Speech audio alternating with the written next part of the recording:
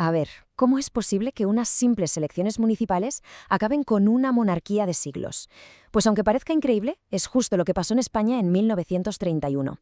Lo que empezó como una votación local, sin más, se convirtió de la noche a la mañana en una especie de referéndum improvisado que lanzó al país a una era completamente nueva, trepidante y, la verdad, llena de incertidumbre: la Segunda República. Para que nos hagamos una idea de la velocidad, es que fue un auténtico vértigo. Fijaos, en febrero el gobierno del almirante Aznar convoca elecciones municipales. El 12 de abril la gente vota.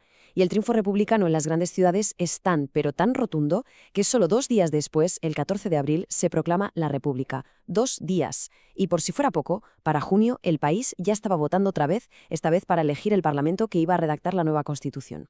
En apenas unos meses, el mapa político de España había dado un vuelco total. Vale, para entender bien esta nueva Constitución, vamos a analizar las grandes batallas que se libraron para darle forma. Veremos cómo se gestionó la caída de la monarquía, el explosivo debate religioso, la increíble lucha por el voto femenino, cómo se intentó redefinir España territorialmente, la creación de nuevos derechos sociales y, al final, cómo se diseñó el nuevo poder republicano. Con el rey ya fuera del país, España se encontró de repente ante una oportunidad histórica, casi única. Tenía una página en blanco para escribir su futuro. La tarea, claro, era monumental. Había que construir un Estado prácticamente desde cero. El primer paso, lógicamente, fue convocar elecciones en junio para unas Cortes Constituyentes. Y aquí llega una novedad que para la época era revolucionaria. Ojo, aunque las mujeres todavía no podían votar, sí que podían ser elegidas candidatas. Y de hecho, 2 lo consiguieron: Clara Campoamor y Victoria Kent. 2 nombres que, como veremos, van a ser protagonistas de uno de los debates más intensos y fascinantes que estaban a punto de llegar. Si hubo un tema que lo incendió todo, que polarizó los debates hasta el extremo, fue la religión. La separación entre la Iglesia y el Estado se convirtió en la gran línea de fractura de esa nueva España. Fue un enfrentamiento brutal que definiría alianzas y también odios durante los años siguientes.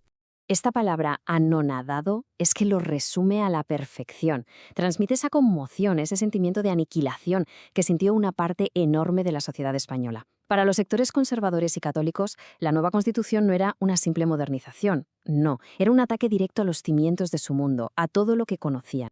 Y es que en la práctica esto significó desmantelar pieza por pieza la estructura de poder que la Iglesia había tenido siempre. Primero, se acaba la financiación pública. Segundo, se legaliza el divorcio. Y tercero, y esto fue lo más polémico de todo, se aparta a las órdenes religiosas de la educación. Los debates fueron tan encarnizados que las crónicas de la época cuentan que algunos diputados llegaron literalmente a los puñetazos dentro del hemiciclo, para que veamos el nivel de tensión. Y de un debate encendido pasamos a otro, con una intensidad muy parecida: la lucha por el sufragio femenino. Y aquí es donde nos encontramos con una paradoja fascinante, porque no solo se oponía a la derecha, como se podría esperar, sino que muchísimos republicanos y gente de izquierdas también veían el voto de la mujer con un recelo enorme. Es la pregunta del millón, ¿verdad?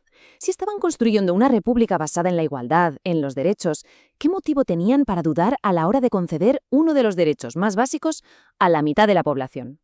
Pues aquí vemos el choque de trenes, el conflicto fundamental entre 2 lógicas totalmente opuestas, la de los principios y la de la estrategia política. Por un lado, estaba el argumento de la justicia universal, es un derecho y punto. Pero por otro, había un miedo político muy real, muy pragmático. Los republicanos temían que las mujeres, a las que consideraban muy influenciadas por los curas, votaran en masa a los partidos conservadores y pusieran en peligro la propia existencia de la República. La Constitución del 31 no se quedó ahí. También se atrevió a abordar, por primera vez de forma seria, una de las grandes cuestiones pendientes de la historia de España: su organización territorial. Se decidió abandonar el modelo centralista de siempre para abrir la puerta por primera vez a las autonomías regionales. Y lo interesante es cómo lo hicieron. Se diseñó un proceso democrático y muy estructurado. No era una concesión que venía desde Madrid, sino un camino que tenía que empezar desde abajo. Primero, una iniciativa de los propios ayuntamientos de la región. Después, un referéndum popular para que la gente votara. Y finalmente, la aprobación en el Congreso. Cataluña, por cierto, fue la primera en completar todo este camino y consiguió su estatuto de autonomía en 1932. Pero es que esta Constitución no solo va de política. Fue increíblemente avanzada para su tiempo porque fue mucho más allá e incluyó por primera vez en la historia de España todo un catálogo de derechos sociales y económicos. Ser ciudadano ya no era solo votar cada 4 años, era mucho más. Aquí vemos la dimensión del cambio. Además de las libertades de siempre, el Estado pasaba a tener la responsabilidad de garantizar el acceso al trabajo, a la educación, a la sanidad, a una vivienda digna. Y luego estaba el artículo 44, que era especialmente rompedor.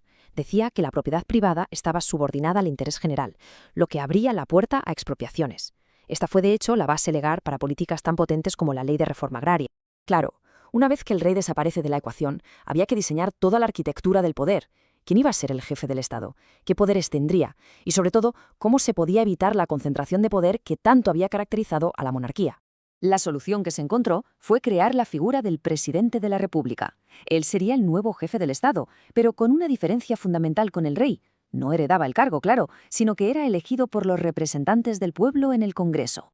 Y para evitar cualquier tentación de autoritarismo, sus poderes se limitaron muchísimo. Su mandato era de 6 años, sí, pero lo más importante es que no podía ser reelegido. Se buscaba una figura con una función más bien simbólica y de arbitraje, no un poder ejecutivo fuerte. Venga, a modo de resumen rápido, para que quede todo claro.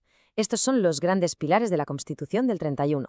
Una república parlamentaria, un Estado aconfesional, laico, sufragio universal, por fin, para hombres y mujeres, un modelo territorial descentralizado, que era único en su momento, y una Carta de Derechos que incluía por primera vez los derechos sociales y que ponía límites a la propiedad privada. Y aquí, claro, nos queda la gran pregunta. La Constitución de 1931 fue sobre el papel una de las más democráticas y progresistas de su época, sin duda, pero nació en una sociedad que estaba completamente fracturada por divisiones profundísimas. La cuestión que marcaría los siguientes y trágicos años no era si la Constitución era buena o mala, sino si una España tan dividida estaba realmente preparada para ella.